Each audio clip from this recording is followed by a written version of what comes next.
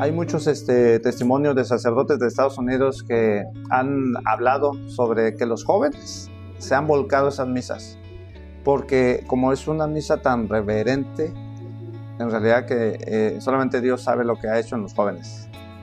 Y nosotros en otras clases, en otros cursos, nos daban testimonio de eso. Una señora fue con su hijo como de 16 años. Dice que siempre se dormía en la misa donde iban, siempre. Y dice que en esa misa, con el ojo pelado, decía así. Nunca se dormía. Y al final dijo, mamá, ¿es misa católica de verdad? Dice, sí, quiero venir. Dice, fíjate, eso es lo que hace Dios. Lo que pasa es que el misterio de Dios es palpable, no es solamente el misterio en el sentido de no lo entiendo, sino el misterio es palpable. Todo lo que sucede ahí, solamente con decirte, o sea, nadie toca al Señor ahí. Solamente el ministro ordinario que es el sacerdote, allí no hay ministros extraordinarios. O sea, hay por eso les dije, ese es el centro es Cristo, en esa misa, que así debería ser en todas, Podemos vivir nuestra misa, la Novus Ordo, como es, pero a veces cuando la vivimos como es, te ven raro, porque tú te metes con el Señor, te metes a vivir cada momento, pero te ven raro porque dicen, ni me hablan, ni saludan, ni nada. Pero bueno, es parte de, ¿no?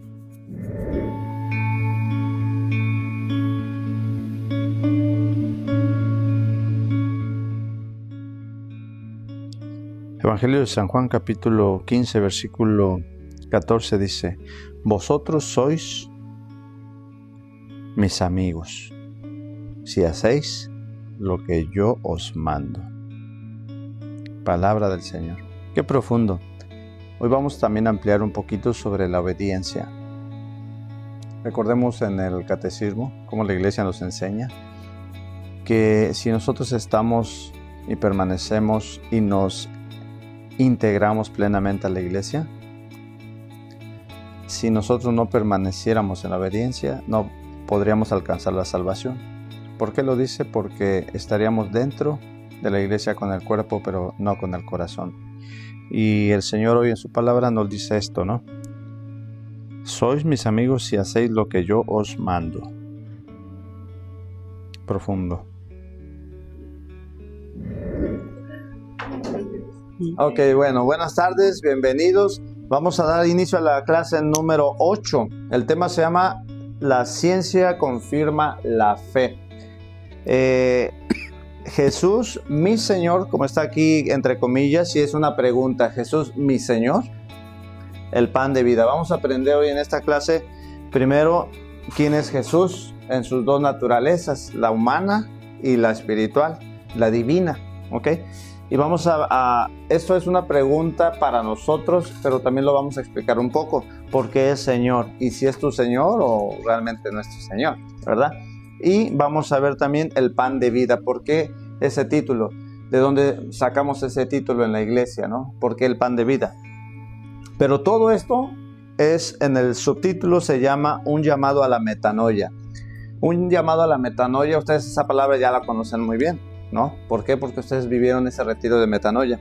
Un llamado a la metanoia es porque todo lo que venimos viendo desde las primeras clases, ya llegar a este punto, ya tu mente empezó a cambiar. O sea, ya tu mente no va a ser la misma y la metanoia es un cambio de mente. Es distinta a la conversión, pero van de la mano. La conversión, acuérdense, es un cambio de vida, un cambio de hechos. De lo que hacías antes, bueno o malo, haces un cambio. Ahora haces lo opuesto, ¿ok? Pero la conversión acuérdense que hay 3 conversiones que la iglesia señala y que enseña. ¿Okay? ¿Se acuerdan de ese tema? Lo vimos en el retiro, también aquí lo hemos hablado un poquito. ¿Y por qué quiero que esto no se nos olvide? Muchos que vivieron su retiro, puede pasar que en algún momento hayan recaído en sus malos hábitos o adicciones. Y muchos dicen, no, pues yo ya caí, yo ya no sirvo. Se sienten indignos y ya ni siquiera se acercan a la iglesia o a la comunidad o menos a Dios, ¿verdad? Pero tienen que saber que hay 3 conversiones que el ser humano va experimentando. Y la primera es la vía purgativa, la segunda es la vía iluminativa y la tercera es la vía unitiva. Gracias. Entonces cada conversión nos tiene que ir haciendo una metanoia en la mente. Y lo estoy especificando porque en la tarea vamos a ver esto. La ciencia confirma la fe. En esa tarea que van a hacer es muy importante para poder comprender sobre la metanoia. Ahí vamos a ver ya algo más interior. Esa tarea la vamos a hacer con un profesor. Ricardo Castañón, sí, es especialista en el cerebro, en la psicología. Y ese trabajo, nosotros trabajamos mucho con él, con sus libros.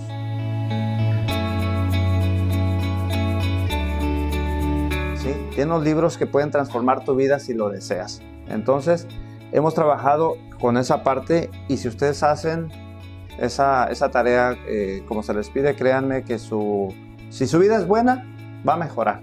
Pero si su vida es mala, va a ser mejor. ¿Okay? Pero eso ya lo vamos a ver en la tarea. ¿Por qué la ciencia te va a confirmar la fe? Para entrar a este tema, quiero que veamos acá al frente. Tenemos aquí una imagen de una personita, Santa Faustina Kowalska. La mayoría no sé si sabe quién es. ¿No, Moni? Bueno, ella es una santa que nació en 1905, una personita, y murió en 1938. Fíjense qué curioso, murió a los 33 años, bien joven, ¿sí? A ella el Señor se le reveló para dar la devoción que ahora tenemos de la Divina Misericordia. Gracias. Entonces yo les invito a que conozcan la vida de ella. ¿Qué son los santos? No vamos a hablar en esta clase de los santos, pero solamente tengan esto en mente. Los santos son el reflejo de un evangelio vivido, ¿sí? Esos son los santos, el reflejo de un evangelio vivido. Otro santo dice que los santos son el vitral de la luz de Cristo, o sea, donde se puede reflejar esa luz de Cristo. Esos son los santos. Por eso yo trabajo mucho en lo que hacemos con memorias de ellos. ¿Por qué? Porque ellos han vivido el evangelio, nos enseñan cómo vivirlo. Si se dieron cuenta en esta tarde, el evangelio que leímos, ¿qué decía? ¿Quién se acuerda de lo que decía? Lo leí 3 veces. El que me hace caso, en las palabras tuyas muy buenas, el que me hace caso será mi amigo, ¿no? Así. Sí, esa es más coloquial, ¿no? Entonces, si no le haces caso, no va a ser tu amigo. Bueno, miren, fíjense lo que nos puede ayudar con lo que dice Santa Faustina. Satanás puede ponerse el manto de la humildad. Nunca se les olvide eso. Nosotros, servidores, los que están en casa, podemos decir, no, pues yo soy bien humilde, ¿eh? Y nunca hablar, y dejar que me bofeteen y todo. Bueno, pero dice ella que Satanás puede ponerse el manto de la humildad también, pero no es capaz de vestir otro manto, que es el manto de la obediencia. Eso el demonio no lo hace. ¿Por qué? Porque es soberbio. Por eso el demonio tampoco puede falsificar el amor, ¿sí? El perdón menos, porque es soberbio. Y dice que cuando no hay obediencia en el ser humano, es aquí donde se revela toda su maldad del demonio. Entonces, en otras palabras, hoy usamos ese evangelio para empezar este tema, porque dice que el Señor quiere ser nuestro amigo. Solamente nos pide que lo obedezcamos, es todo. Y luego nos dice Santa Faustina que podemos ser los más humildes o lo que sea, pero si no hay obediencia en el corazón nuestro, entonces el que está actuando ahí no es Dios. Sé que es duro, yo lo aplico a mi persona primero. A mí me ha costado mucho la obediencia a Dios. Simplemente cuando vamos manejando a veces, ahí dice 40 y voy a 50, bájale. O sea, hasta eso, desde ese tiempo, desde ese momento, la obediencia tiene que entrar en todas partes de nuestra vida, no solo en la iglesia, ¿sí? Como hijos, como padres, porque también como padres tenemos que obedecer las reglas de acuerdo a lo que estipulamos en nuestro hogar para nuestros hijos. O sea, a veces queremos ser autoritarios. Una cosa es que tengamos autoridad, pero otra cosa es que seamos autoritarios. También entra ahí todo eso, la obediencia, ¿ok? Dice Santa Faustina algo de lo que ella en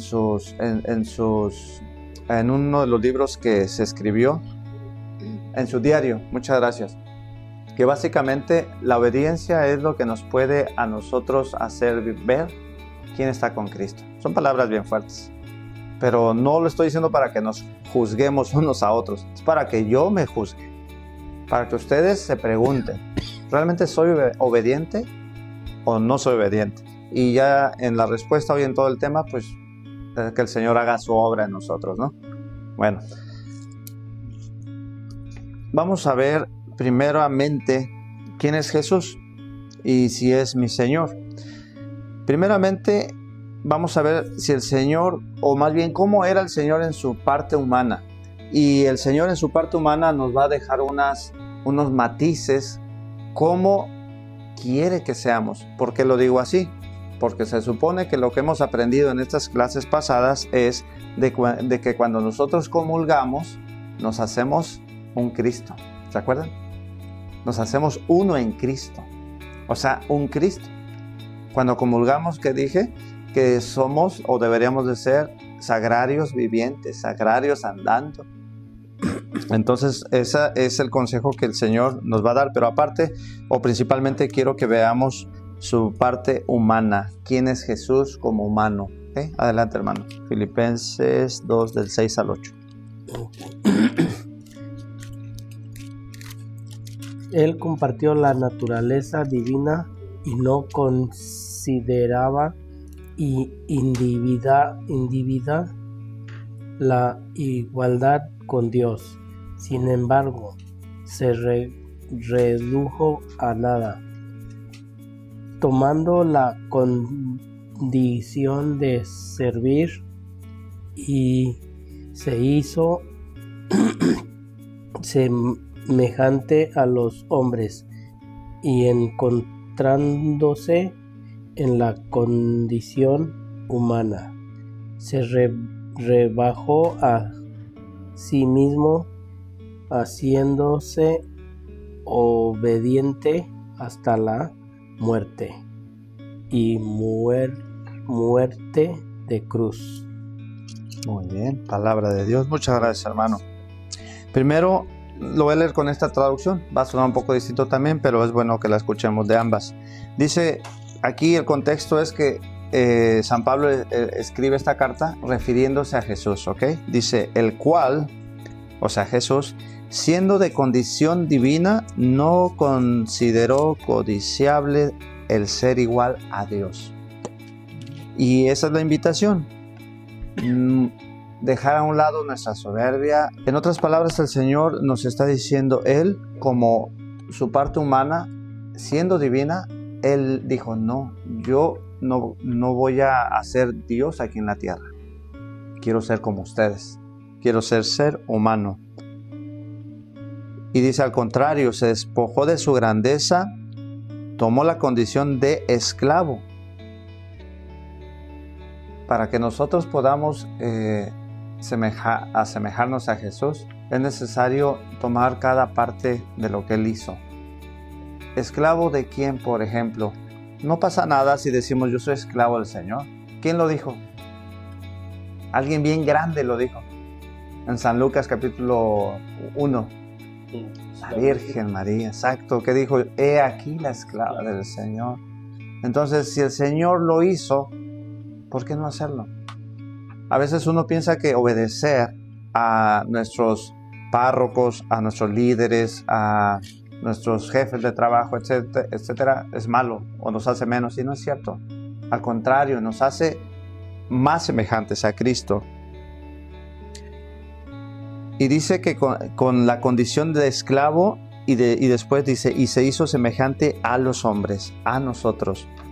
Y en su condición de hombre se humilló a sí mismo. Y fíjense a qué se refiere la escritura, se humilló a sí mismo, haciéndose obediente. ¿Nunca han escuchado a alguien que dice, no, yo eso no lo hago ni muerto? Ni muerta, aunque por su orgullo de la persona, o por nuestro orgullo. Podemos estar ahí también nosotros metidos, abusados. Entonces a veces podemos decir, la obediencia no es para mí, pero para el Señor, dice aquí, fue hasta la muerte, y una muerte de cruz. Quiere decir que la obediencia, hermanos, es un vía crucis. No se les olvide, ser obedientes a Cristo, a su iglesia, a sus mandamientos. No va a ser fácil, no les quiero vender palomitas, decir que todo va a estar bien, va a ser bien fácil. No, hermanos, es difícil, hacer lo correcto es difícil, pero el Señor nos da su gracia y lo muestra que Él lo pudo hacer. Si Él lo pudo hacer es porque Él es y fue, 100% hombre en la tierra, igualito a nosotros, menos en Él, pecado, ¿ok? Hasta ahí vemos lo que el Señor es en su parte humana, ¿sí? En el retiro o en otras partes, ustedes ya saben que el Señor Jesús vino a la tierra y Él dio su vida, donó su vida, ¿verdad? En Hebreos capítulo 10 dice, yo voy, toma mi sangre, le dice al Padre. Toma mi sangre para que ellos vivan. Así lo dice. Entonces el Señor se dio libremente. No me quitaron la vida, yo la di por ellos. Y ese es el ejemplo de lo que es Jesús. Es nuestro Salvador. Ahora vamos a ver su parte divina. En Filipenses 2, 9 al 11, por favor.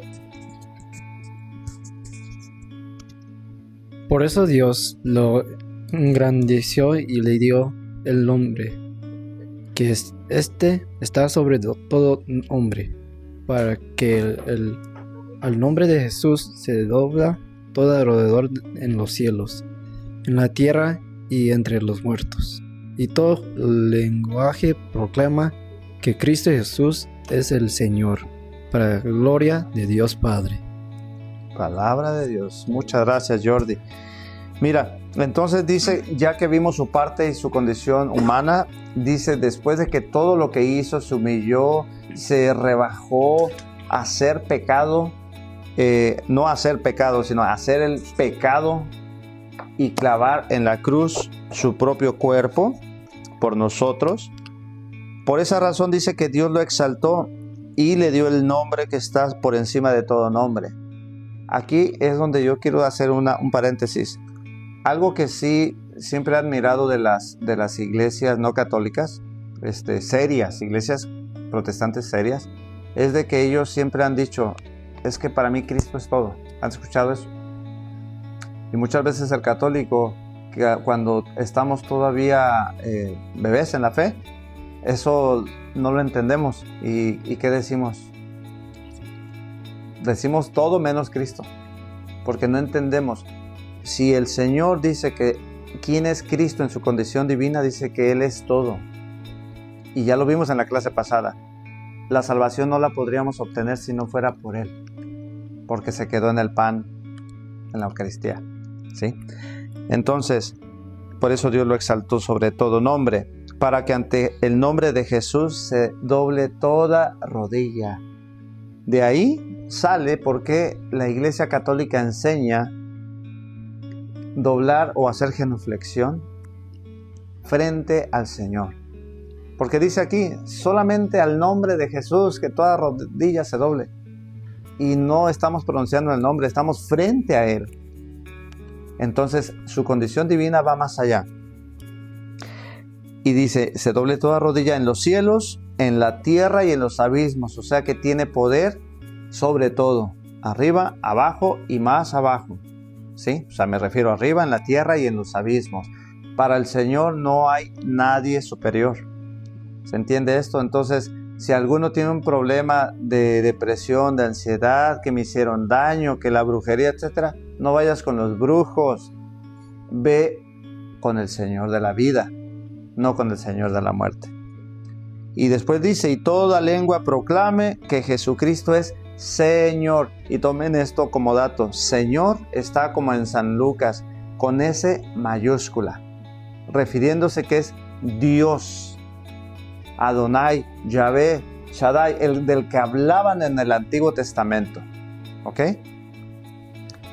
Dios, el Señor, para gloria de Dios Padre. Entonces, así muy brevemente, este es Jesús en su condición humana y en su condición divina. En la humana nos deja una enseñanza, que sigamos esto. ¿Para qué? Para que el Señor, Dios Padre, nos exalte. Ahora aquí la pregunta que quiero, ya vimos quién es Jesús, y la que sigue es mi Señor, ¿verdad? Bueno, Les voy a platicar una historia muy breve. ¿Se acuerdan que los que ya estamos más viejitos, no, tú no, Yoli, pero los que ya estamos más viejitos, antes en los ranchos le besaban hasta la mano, ¿no? Al abuelo, al papá. Y pues, ¿quién es él? No, pues es el señor González, ¿eh? O sea, era muy peculiar que era el señor y el señor. Pero fue pasando el tiempo y ya todo el mundo es señor, ¿no? Es el señor de la leche, el señor de las tortillas. O sea, el señor ya lo hemos usado como algo muy normal, se ha normalizado. Pero como venimos y queremos saber quién es el Señor, ¿sí? Jesús es el Señor, pero quiero saber si es mi Señor. Jordi, quieres saber tú mismo si es tu Señor o no, y todo, ¿no? Bueno, voy a platicar brevemente. En la antigüedad, después de que el Señor muere y resucita, estoy hablando en el primer siglo, los romanos saludaban al César así, ¿no? Salve César. ¿verdad? Y decían, el César es mi Señor, también lo decían. Entonces, quien no decía eso, quien no reconocía al César como su Señor, como su Dios, los mataban. ¿Okay? Por eso todos como dicen en el ejército, se cuadraban y firmes hacia el César.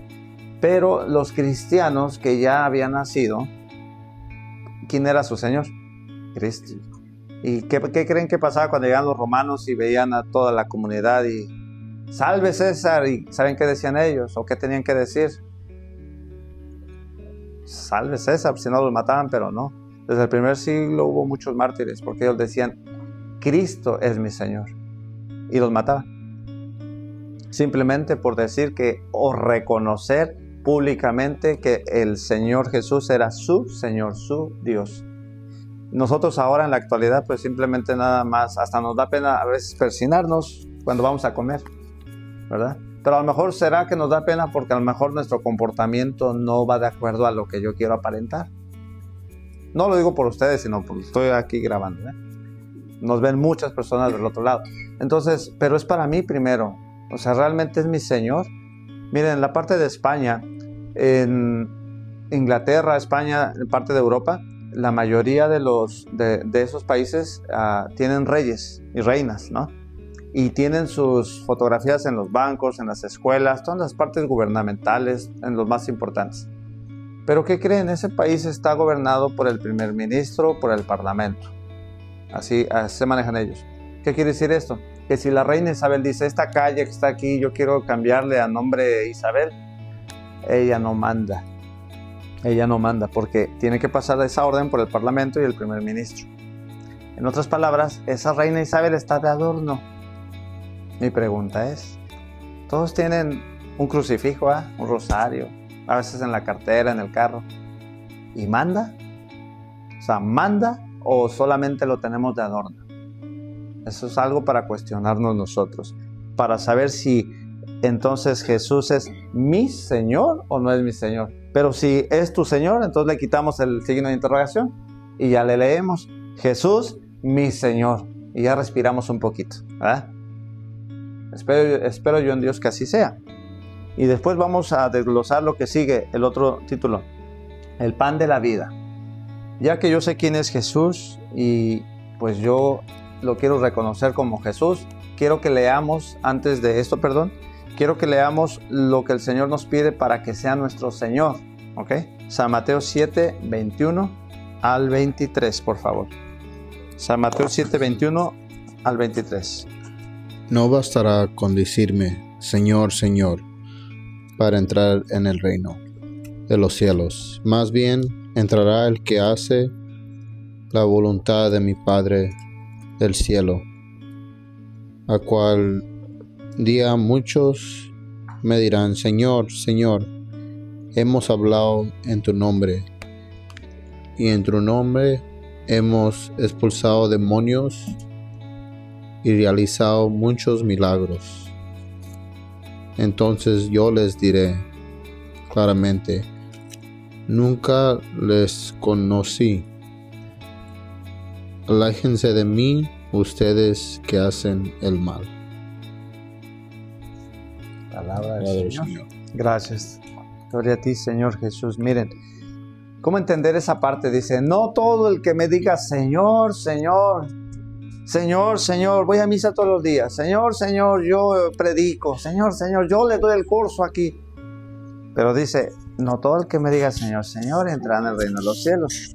Dice el Señor, dice, sino el que hace la voluntad de mi Padre. Entonces ahí sí, que está en los cielos. Y nos da una advertencia. Dice, muchos me dirán aquel día. ¿Qué día? Se está refiriendo al día del juicio. ¿Ok? Señor, Señor, ¿no profetizamos en tu nombre? Señor, Señor, ¿no vinimos al curso? ¿No fuimos al retiro? ¿Y en tu nombre expulsábamos demonios? ¿Y en tu nombre hicimos muchos milagros y muchos cursos? Pero yo les responderé, y muchos retiros. Pero yo les responderé, no los conozco, apártense de mí, malvados. Otra traducción dice, malditos. Fíjense, el Señor es todo amor, sí, pero también es juez. Entonces, recordemos lo que dice en el numeral 1021 del Catecismo de la Iglesia Católica. La vida es el tiempo abierto para aceptar o rechazar la gracia de Dios manifestada en Cristo. Imagínense, qué duro, ¿no? Pero esa parte es la que nos tiene que ayudar. ¿Va a ser mi Señor o no va a ser mi Señor? Si no quieres que sea tu Señor, no pasa nada. El Señor nos respeta y te dice, sigue tu camino. Pero ahí está la advertencia, ¿no?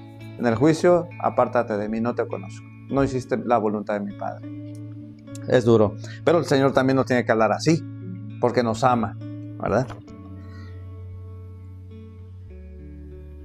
Vamos a ver el pan de vida, entonces ahora sí, el pan de vida. San Juan 6:48 al 50, por favor, 6:48 al 50. Aquí vamos a escuchar un relato y cuando acabe el relato, traten de encontrar la pregunta que voy a hacer.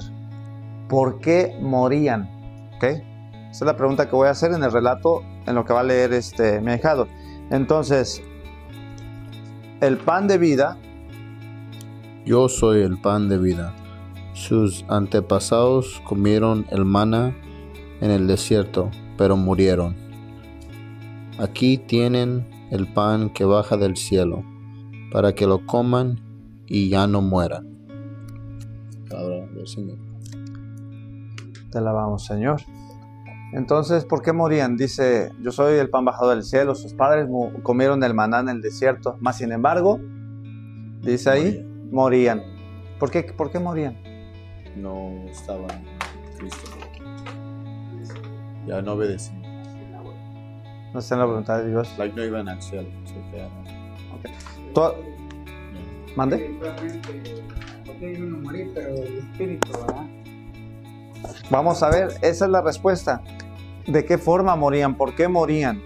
Bueno, ahorita la vamos a escuchar la respuesta y después la doy de otra forma dicha. Vamos a ir a Génesis 2, 16 al 17, por favor. Y aquí escuchen que el Señor da un mandamiento, el primer mandamiento que Dios dio a la humanidad, al ser humano, lo encontramos en esta cita en Génesis, ¿ok? Vamos a ver el mandamiento y después hay algo, una consecuencia. Vamos a ver un primer mandamiento que Dios dio y una consecuencia. Génesis 2, 16 al 17, por favor. El Señor Dios mandó al hombre: puedes comer de todos los árboles del jardín, pero del árbol del conocimiento del bien y del mal no comas, porque el día en que comas de él quedarás sujeto a la muerte. Te alabamos, Señor. ¿Cuál fue el mandamiento que dio el Señor? No comer de ese árbol. Puedes comer de todos, pero no comas de ese. Eso se llama el primer mandamiento, que es la obediencia. Obedece. ¿Se dan cuenta? Todo viene hablando de la obediencia. Pero dice que si desobedeces, ¿qué iba a pasar, hermano? Quedará sujeto a la muerte. Iban a morir. En la traducción que yo tengo dice lo siguiente: pero no comas del árbol del conocimiento del bien y del mal, porque si comes de él, morirás irremediablemente. O sea, no va a haber marcha atrás. ¿Ok? Irremediablemente. ¿Desobedeces? te mueres. Pero vamos a ver a qué muerte se refiere en Génesis 3, del 22 al 24, por favor. Y el Señor Dios dijo: el hombre es ya como uno de nosotros en el conocimiento del bien y del mal. Ahora solo le falta echar mano al árbol de la vida, tomar, comer y vivir para siempre. Y el Señor Dios lo expulsó del Edén para que trabajara la tierra de donde lo había sacado. Echó al hombre y a oriente del jardín del Edén colocó a querubines y una espada de fuego zigzagueante para cerrar el camino del árbol de la vida. Te alabamos, Señor. A ver si pudieron encontrar la respuesta. ¿Cuál fue la muerte? Nos regresamos al Génesis 2. Dice, si comes de este, vas a morir. Nos fuimos al Génesis 3 y ahí está la muerte. ¿Cuál muerte fue? ¿La lograron identificar? Los expulsó del Edén. La parte espiritual murió. La parte corporal, no, lo sacó. Pero murieron en la gracia de Dios. Por eso los judíos allá en San Juan 6 dice que comían el maná en el desierto, pero más sin embargo morían. ¿Por qué? Porque todavía no venía Cristo a redimirnos. Por eso el Señor ahí les está diciendo, miren, yo soy el pan de la vida. Sus padres allá murieron, aunque comían maná, pero murieron por esa muerte que acabamos de explicar de Génesis.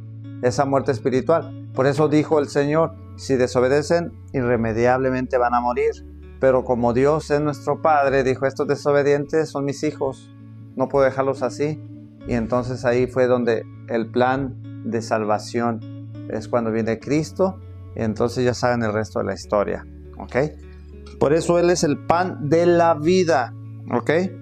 Ahora vamos a ver el discurso eucarístico del Señor. Vamos a escuchar lo que les va a decir para que esos hombres judíos, el pueblo elegido de Dios, el pueblo de Israel, pues se acerquen y tengan la oportunidad de esa salvación. El discurso eucarístico, San Juan 6, 51 al 55, por favor.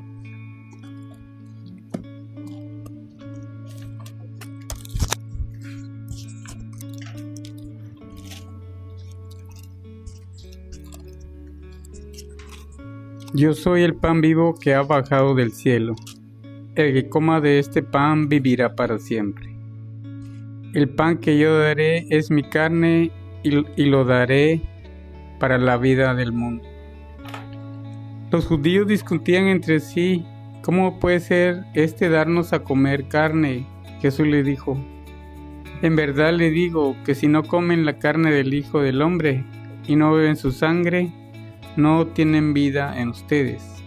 El que come mi carne y bebe mi sangre, vive. El que come mi carne y bebe mi sangre, vive de vida eterna, y yo lo resucitaré el último día. Mi carne es verdadera comida y mi sangre es verdadera bebida. Perdón, gracias, hermano. Entonces, en síntesis, el Señor les da el discurso a los judíos y les dice lo que acabamos de escuchar. Pero los judíos se enojan, se rebelan, dicen, ¿cómo nos va a dar su carne? Pero el Señor les vuelve a decir, mi carne es verdadera comida y mi sangre es verdadera bebida. Y todo aquel que la coma y la tome, tendrá vida eterna. Ese era el mensaje a los judíos. Perdón. Pero, ¿cómo podemos o quién nos asegura que esto va a suceder? ¿Quién creen ustedes? O sea, porque nosotros ya ahorita la tenemos bien fácil. Ya ahorita tenemos todo aquí explicado. El magisterio en 2000 años lo ha estudiado, lo ha enseñado. Ahora yo lo estoy compartiendo. Ya bien fácil. Pero en ese tiempo, vámonos en ese tiempo del Señor, después de que Él resucita y sube al cielo, todos los discípulos se quedaron. ¿Y ahora qué? Él dijo eso, pero ¿cómo lo entendemos? Bueno, vamos a ver esa parte. ¿Cómo entenderlo y cómo se fue propagando. Lo vamos a ver en 3 citas. ¿Quién me asegura que esto sucederá? ¿Qué cosa? Que si Jordi come la carne del Hijo del Hombre, la carne de Cristo, él estará en comunión con Cristo. Ese es el punto que queremos aclarar con estas escrituras, ¿ok? ¿Cómo nos aseguran esto? Vamos primero a vamos a leer primero San Juan 6:53, por favor. Primero, 6:53. ¿A quien se lo haya dado? ¿A usted? Sí, pero ya había leído. Sí, ahora es otra vez, pero nada más el 6:53, por favor. Jesús le dijo: en verdad le digo que si no comen la carne del Hijo del Hombre y no beben su sangre, no tienen vida en ustedes. Ok, entonces, ¿cómo hacer eso realidad? Vamos a la primera de Tesalonicenses 4, del 13 al 14. Por favor.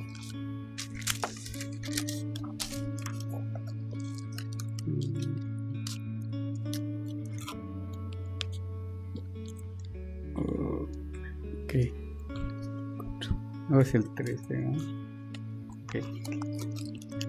No se apenen como los demás. Hermanos, deseo que estén bien enterados acerca de los que ya descansan. No deben afligirse como hacen los demás que no tienen esperanza. El 14. ¿No creemos que Jesús murió y resucitó? De la misma manera, pues, Dios hará que Jesús se lleve con él a los que ahora descansan. Bueno, ahora lo voy a explicar con esta, porque hay una palabra ahí que en la Biblia latinoamericana no está. Dice San Pablo primero: no queremos, hermanos, que permanezcan ignorantes acerca de los que ya han muerto. Imagínense esta escena, ¿no? Llegamos a un funeral y les habla a los que están enterrando a la persona, como lo vimos en la película de Llena de Gracia. ¿Okay? Entonces les dice: no queremos que sigan en la ignorancia acerca de aquellos que ya han muerto. Dice, para que no se entristezcan. ¿Okay? Como los que no tienen esperanza. Él está hablando al pueblo cristiano.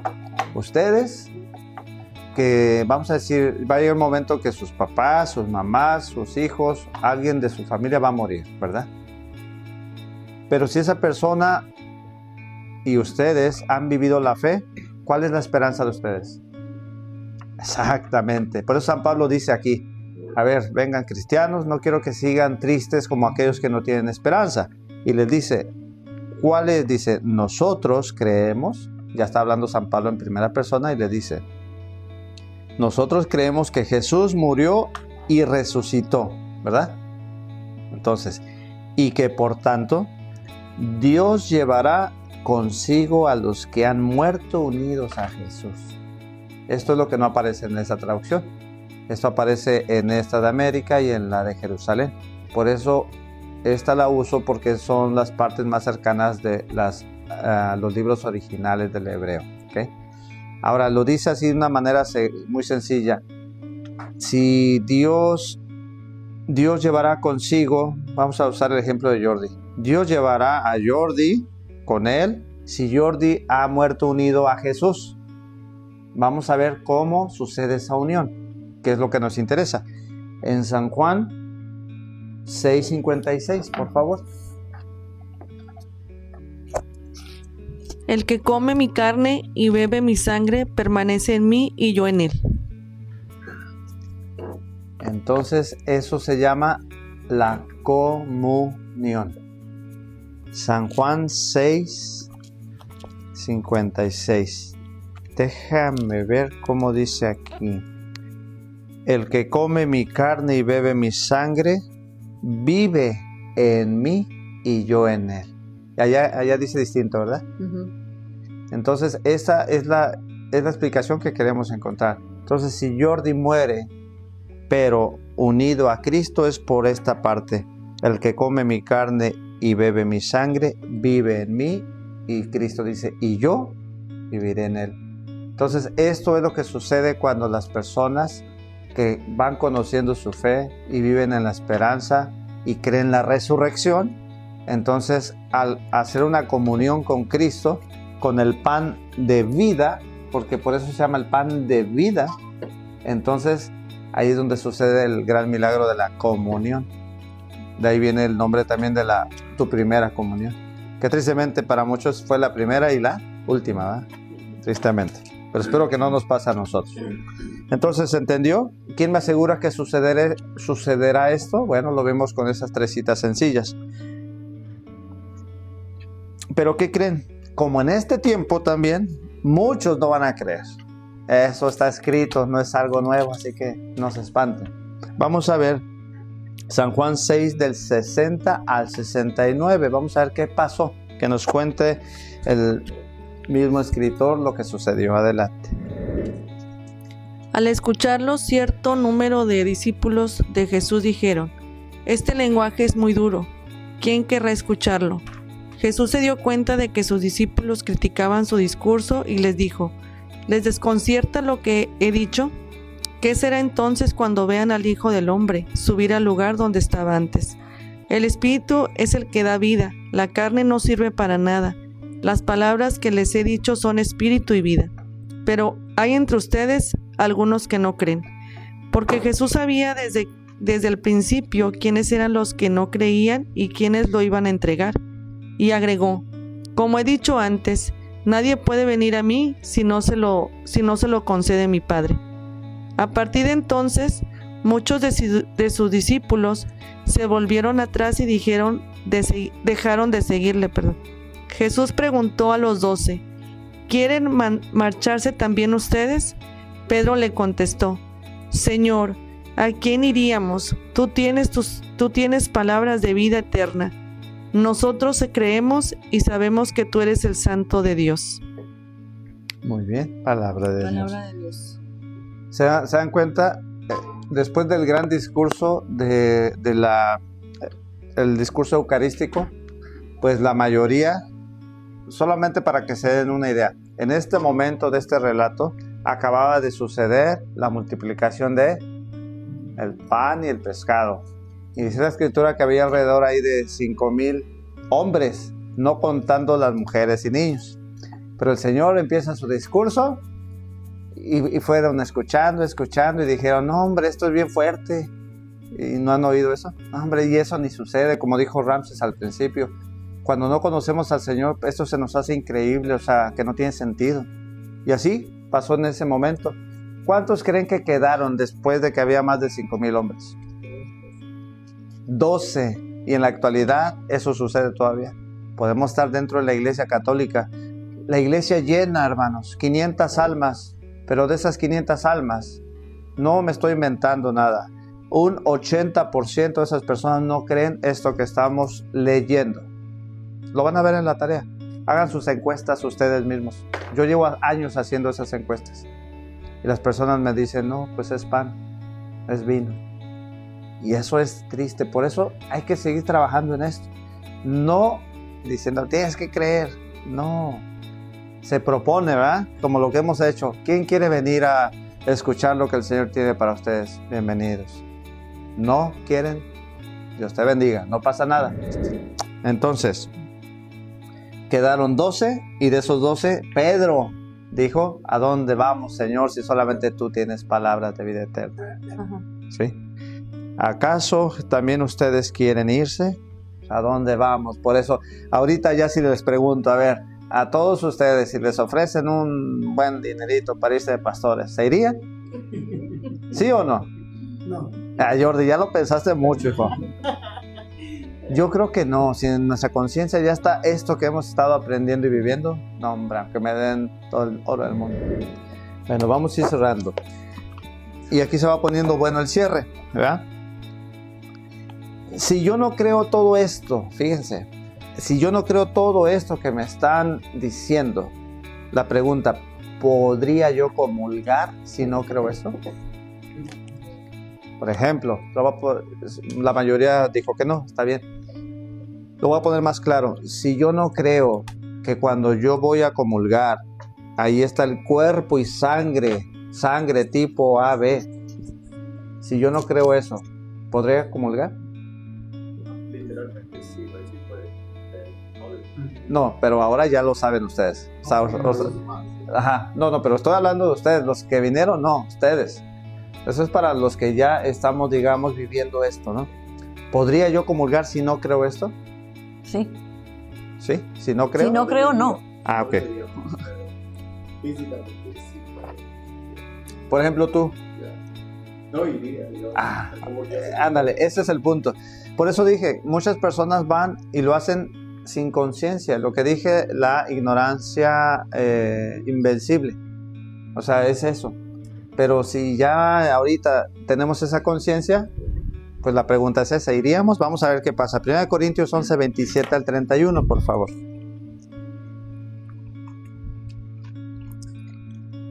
Es el 27 al 31, ok. Por tanto, el que come el pan o bebe la copa del Señor indignamente, peca contra el cuerpo y la sangre del Señor. La vamos a interrumpir tantito, hermano. Primer punto, todo aquel que tome el cuerpo indignamente, en otras palabras, en pecado, dice que ¿qué? ¿Que peca? Creo que sí.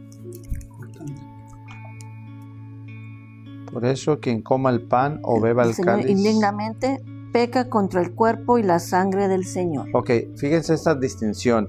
San Pablo está explicando que aquel que coma el pan, está hablando ahí del pan, o que beba el cáliz, ¿verdad?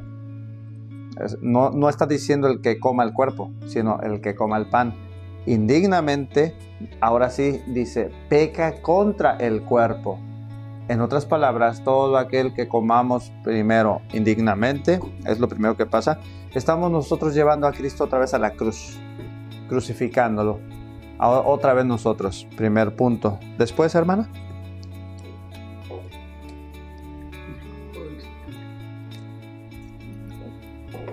Va a ser hasta el 31, pero yo la voy interrumpiendo, por favor.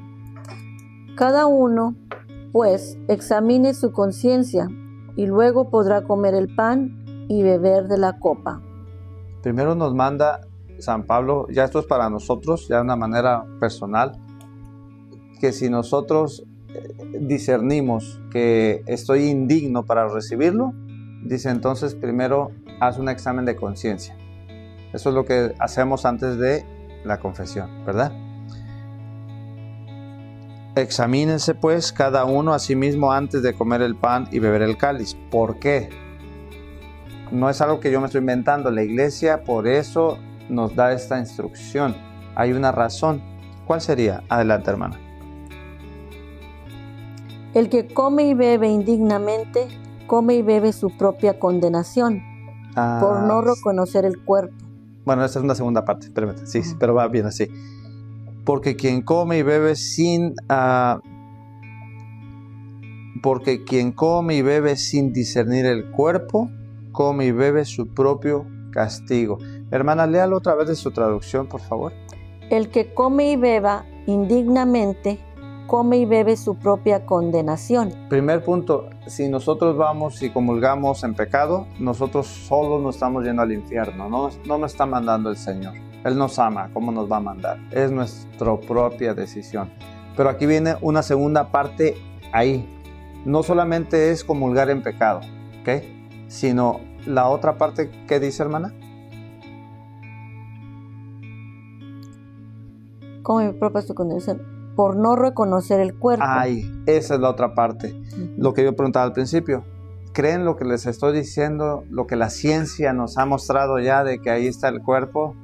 No, pues entonces no lo hagamos, porque dice ahí, por no reconocer el cuerpo. Como catequistas, cuando estamos preparando a los niños para su primera comunión y ya está en su segundo año y se les pregunta, ¿crees que es el cuerpo de Cristo? Si el niño te dice en realidad no, o sea, no y no, tú tienes el derecho y el deber de dar esa información vamos a decir, al director o directora de catequesis, para que esta persona a la vez le lleve esa, ¿cómo se le llama? información al sacerdote para que puedan hablar con los familiares. Porque no podría el niño hacer su primera comunión si no sabe eso, si no lo cree. No sé si sabían esto, pero es así de serio. Entonces imagínense un niño, ahora ya de nosotros de adultos, que ya tenemos una conciencia mucho más que un niño de 8 años. Por eso desde ahorita les digo, ¿no? Ya está aquí escrito. Si nosotros hacemos eso, tengamos cuidado, simplemente. Porque por eso es el tratar de enseñarle a la gente que esto es real. ¿Por qué creen que tomamos 3 clases para ver simplemente lo de la Eucaristía en los temas de la salvación? Porque tenemos que ir desglosando hasta que ya al final, que es hoy, sobre este tema, pues ya tú mismo digas, oye, algo me pasa, ¿verdad? O algo está mal. Ahora sí, hermana, léalo otra vez y ya lo termina, por favor.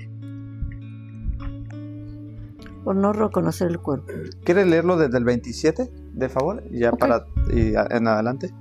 Por tanto, el que come el pan o bebe la copa del Señor indignamente, peca contra el cuerpo y la sangre del Señor. Cada uno, pues, examine su conciencia y luego podrá comer el pan y beber de la copa. El que come y bebe indignamente, come y bebe su propia condenación, por no reconocer el cuerpo. Y por esta razón, varios de ustedes están enfermos y débiles, y algunos han muerto. Si nos examináramos nosotros mismos, no seríamos juzgados. Gracias. Palabra de Dios. Entonces imagínense, termina diciendo, si nos hiciéramos la debida autocrítica, no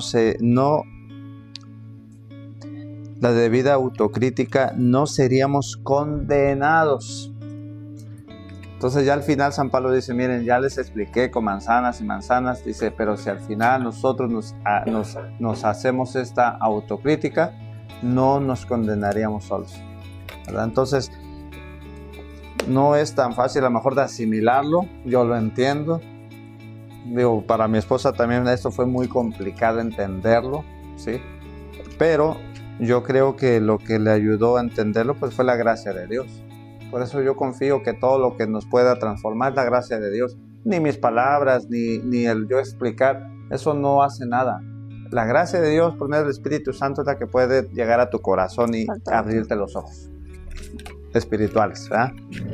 ¿Estaré haciendo mi comunión correctamente? Aquí entramos a una pregunta ya personal, ya vamos terminando el tema.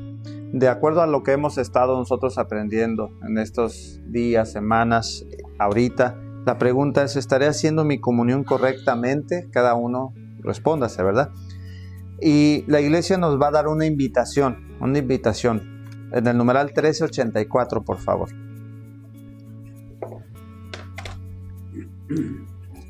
Adelante, hermano. Catecismo de la Iglesia 384. Tomad y comed todos de él, la comunión. El Señor nos dirige una invitación urgente a recibirle en el sacramento de la Eucaristía.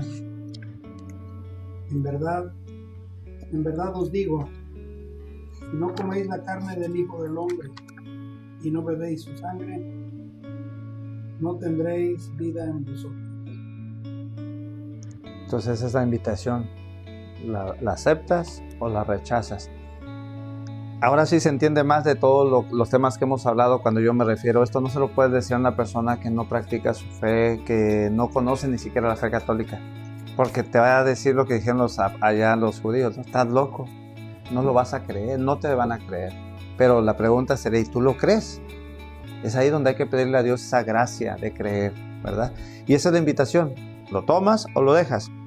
Y luego vamos a ver una recomendación. Ya si decidimos por la opción que creo que todos es aceptar, ¿verdad? El sí. Vamos a ver la recomendación en el 1387. Pero antes de eso, este numeral es muy importante porque yo quiero hacer aquí como una historia. Usar un ejemplo. Ustedes si invitan, vamos a decir, si ustedes invitan al padre Gustavo a su casa, sean sinceros. ¿Van a preparar su casa para que llegue él o como caiga? Siempre limpia. Todo. ¿Por allá? que valen ya Preparan toda. ¿Y qué tal si nuestro Papa León XIV dice, voy a venir a San Patricio? No creo que lo íbamos a recibir así como, ¿verdad que no? Quiere decir que esto es cuando nosotros recibimos un huésped, tenemos que recibirlo con lo mejor, siempre. Pero también hay que tomar en cuenta otras situaciones de la persona, o sea, de mí. ¿Cómo lo voy a recibir? ¿Me voy a bañar o lo voy a recibir recién levantado con lagañas? Bañarme, bonito, rasuradito. ¿Me voy a poner una t-shirt de esas así para que me vean mis músculos? Ok, pero estoy hablando del Papa, ¿sí? Que te veas, que no. Bueno, las mujeres, dicho con mucho respeto, ¿no? Bien escotadas, para que el Papa venga, no así mucho, o las faldas bien cortitas. Solamente es un ejemplo, No, fíjense. No es quinceañera. Estoy usando el ejemplo de cómo quieren o cómo recibirían a un huésped importante, ¿ok? Eso tiene mucho que ver en el sentido de cómo lo recibes, entonces cómo el huésped va a entrar en ti, a tu casa, a tu vida. Okay, ahora sí, vamos a leerlo. Para prepararse convenientemente a recibir este sacramento, los fieles deben observar el ayuno prescrito por la Iglesia. Por la actitud corporal, gestos, vestido, se manifiesta el respeto, la solemnidad, el gozo de ese momento en que Cristo se hace nuestro huésped. Y por eso yo quería que fueran a la misa del domingo, a la misa tradicional. Las personas allí, yo me siento en casa cuando voy ahí. Muchos saben que mi esposa estuvo en otra religión, ¿verdad? Y tristemente yo también andaba ahí metido. Pues es mi esposa, yo también andaba allá. Entonces, pero no solo por eso, sino desde pequeño a nosotros también, muchas personas no saben esto, pero a mí desde pequeño también nos llevaban con los testigos de Jehová. Muchos años estuvimos metidos allá. Porque mi madre esa necesidad la tuvo de que nos cuidaran. Y así crecimos. Después ya cuando fuimos nuevamente aquí, eso pasó en San Antonio, yo siempre me sentía bien ir porque yo sabía, aunque ahora sé que no es la iglesia verdadera allá, sino esta, la que Cristo fundó, pues yo sentía y pensaba que allá estaba Dios, como el Dios verdadero, ¿verdad? Entonces yo me ponía mi trajecito, mi corbatita, nos íbamos bien guapos, ¿no? Pero para el Señor, ¿no? Entonces ya después llegas a querer vivir esa misma forma de fe a la iglesia verdadera, y ¿qué es lo que recibes? En muchas partes, ¿no? Rechazos, críticas, ¿por qué? Pues porque a lo mejor, pues porque eres distinto. Bueno, en la misa tradicional las personas van con sus mejores vestidos, muy, ¿cómo se dice? Las mujeres muy, ¿qué será la palabra? Elegante, Muy formal. Muy formales, muy respetuosas, los hombres también. Las mujeres traen su velo, sí, no vas a ver ahí a ninguna persona en shorts o en chanclas, no con camisetitas, no, porque lo que la iglesia enseñó, ojo lo que estoy diciendo, no estoy juzgando ninguna situación de nadie, ¿okay? Yo solo estoy diciendo lo que la gente que experimenta la misa tradicional, cómo hagan de cuenta que leyó este numeral, porque dice, para prepararse convenientemente, ya con todo lo que vimos hoy en la clase, a recibir este sacramento, los fieles deben observar el ayuno que la iglesia manda y marca, que es ¿de qué? ¿De cuánto? Mínimo. 1 hora antes. Y también debería de ser después. ¿Okay?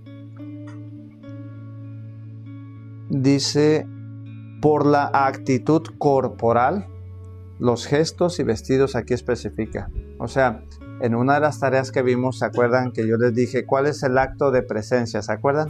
En la tarea de la misa. Es reconocer que allí está Dios. entonces es lo que dice aquí. Por la actitud corporal, o sea, es un ejemplo, llega Juan con chanclas. Su actitud corporal está diciendo que él ni siquiera tiene idea que ahí está Dios. Pero esa es ignorancia. ¿Están de acuerdo? No podemos juzgar a esas personas. Pero mi ahijado ya sabe que ahí está Dios y llega en pants. Entonces, ya esa es su responsabilidad. Y no por eso lo vamos a juzgar. Claro que no. Pero ya está en cada persona. Y después dice, en cada actitud corporal se manifiesta el respeto al que vas a ver. La solemnidad, el gozo de ese momento en que Cristo se hace nuestro huésped. Por eso usé el ejemplo de cuando alguien va a tu casa o lo que sea, no lo vas a recibir en shorts. No lo vas a hacer. Cuando nosotros damos consejería, yo hasta me tengo que poner zapatos aunque estoy en la casa.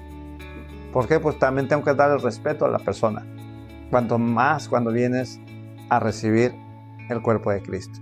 Bueno, ya para ir terminando, vamos a ver la última cita. Fíjense aquí. Esta cita nos va a ayudar mucho a concluir.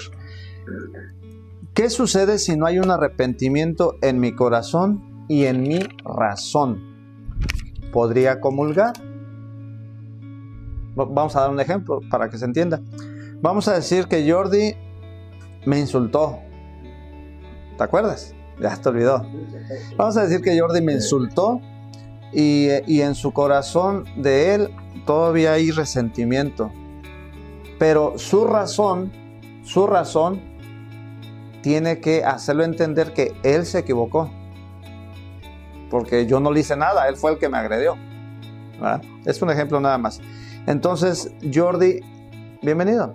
Entonces Jordi tiene arrepentimiento en su corazón y en su razón, ¿sí o no? No, porque en su razón él no está reconociendo que él tuvo la culpa. ¿Sí? A lo mejor puede decir, no, pues, perdóname. Pero sigue pensando que yo tuve la culpa y él está justificando su agresión hacia mí. ¿Sí se entiende? Bueno, este ejemplo lo vamos a ver en la misma escritura, pero más o menos quería que explicar lo que va a pasar. La pregunta nuevamente, ¿qué sucede si no hay un arrepentimiento en mi corazón y en mi razón de algo malo que yo haya hecho, alguna intención que tenga en el corazón? La pregunta, ¿podría comulgar? Bueno, vamos a ver. El Evangelio de San Juan 13, 21 al 27 nos va a explicar esto. Por favor. Tras decir estas cosas, Jesús se conmovió en su espíritu y dijo con toda claridad: en verdad les digo, uno de ustedes me va a entregar. Los discípulos se miraron unos a otros, pues no sabían a quién se refería. Uno de sus discípulos, el que Jesús amaba, estaba recostado junto a él en la mesa, y Simón Pedro le hizo señas para que le preguntara de quién hablaba. Se volvió hacia Jesús y le preguntó: Señor, ¿quién es?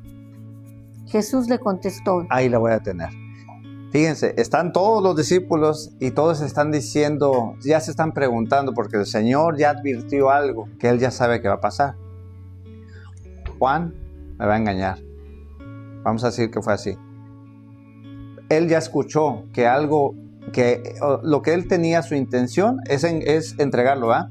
Y fue lo que el Señor dijo, alguien me va, ¿cómo dijo? A entregar. A entregar. Él ya escuchó, ¿ok? Y todos los demás están preguntando, ¿quién es? ¿Quién es? ¿Y quién es? Ya él ya tiene una anticipación de que el Señor ya sabe quién es el que le va a entregar. Él ya sabe, dice, ya me descubrió. Bueno, vamos a ver qué actitud toma. Siga, hermana, por favor. Jesús le contestó: voy a mojar un pedazo de pan en el plato. Aquel a cual se lo dé, ese es.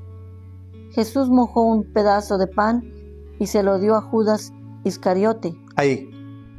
Ya se lo dio. Él ya sabía que lo había descubierto y ya se lo dio. Ahí. ¿Qué actitud debería de tomar él? pedir perdón. ¿Por qué? Porque ya se descubrió. Eso es a la pregunta que traté de hacer. Si yo en mi corazón no hay arrepentimiento y en mi razón, ¿podría comulgar?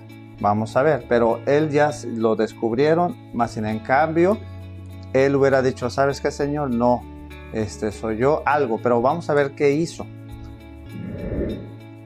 En el 27.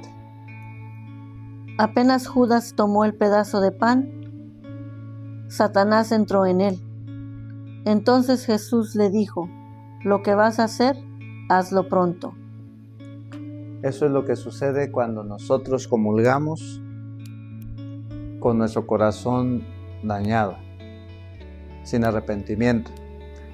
Sí comulgamos, pero el que entra después de la comunión realmente no es Cristo, sino es el demonio. Ahí lo dice. Dice que después de que el Señor le dio el pan, inmediatamente entró el demonio. Y no se arrepintió, porque le dijo, ve y haz lo que tengas que hacer. Y ya saben la historia. No sé si se entendió este ejemplo, lo que quise explicar con esto, pero esta cita es muy fuerte, es lo que dice en la 1 Corintios 11:27, cuando dice que comulgamos indignamente, por eso hay mucho entre ustedes que están enfermos y muertos, ¿se acuerdan? Es lo que a ella le puede pasar, o a mí o a ustedes, de que yo comulgo en pecado, chiquito, se va haciendo chiquito hasta que llega un mortal y sigo comulgando, ya estoy muerto, ¿desde cuándo? Entonces la iglesia enseña, y por esa misma razón la iglesia no le puede negar la comunión a nadie. ¿Saben eso, verdad? Siempre y cuando no sea un pecado público, ¿sí? Por ejemplo, una persona que apoya el aborto públicamente, esa persona no podría recibir la Eucaristía, ¿sí? Como lo que le pasó al presidente anterior, Biden. Uno de los obispos de Nueva York le negó la Eucaristía. Ya se lo andaban comiendo, ¿sí? Pero otros se la dieron. Así que imagínense, nadie le puede negar a nadie la Eucaristía, siempre y cuando no sea un pecado público que la persona esté cometiendo. Entonces sí puede el sacerdote no darle la comunión. En este caso aquí lo muestra la Escritura. La persona, solo Dios sabe lo que hay en el corazón. Entonces la persona no se arrepintió y decidió comulgar, pero lo que comulgamos no es al Señor. Estamos comulgando nuestra propia muerte. Bueno. Ahora entiendo. Platicaba a mi papá que una señora que se había enojado con su hijo. Y luego que dijo, ay, pero voy a misa, y pues se llegó la hora de la comunión. Dijo, ay, pero no voy a comulgar. Fue enojada con mi hijo, pero ya se fue acercando. Pues ¿por qué no voy a comulgar? ¿A poco nomás porque este mugroso se enojó con un niño y se me enojó? Pues sí. Ese ejemplo es muy duro. Miren, a veces nos podrían o nos van a tachar de... Tampoco hay que caer en los escrúpulos, ¿ok? También, porque eso también es un pecado de escrupulosidad, que todo vemos pecado y que todo... No. Tampoco hay que caer en eso. Pero uno mismo tenemos que ver adentro de nosotros. Pero no comulguemos si uno piensa que estamos en un pecado grave.